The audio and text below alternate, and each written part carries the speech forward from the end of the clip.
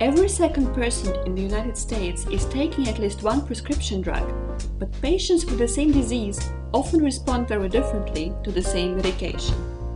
Researchers usually try to explain these differences by comparing human genes in the liver responsible for drug metabolism. However, 99% of all genes in the human body are not human, but belong to bacteria living in the human gut and other body sites. With all this genetic potential, do gut bacteria contribute to drug metabolism? To study this question, we chose brivudine, an antiviral drug which is broken down by the liver into a toxic metabolite called BVU. In the test tube, we found that the common gut bacterium, Bacteroides theta omicron, can also break down brivudine and produce BVU. We also found the responsible bacterial gene. Without this gene, bacteria no longer break down the drug.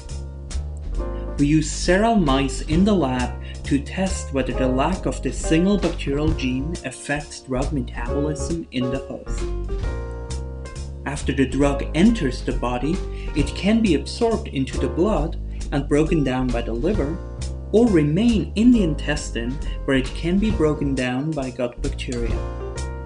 The mice carrying the mutant bacteria had much less toxin both in the intestine and in the blood. With the help of mathematical modeling, we calculated that bacteria contribute 70% of the toxin exposure of the host.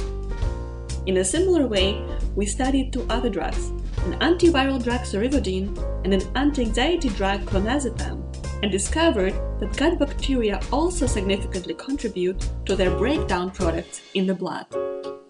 If we can understand how gut microbes contribute to drug metabolism, we can decide which drugs to give to patients or even alter the microbiome so patients have a better response.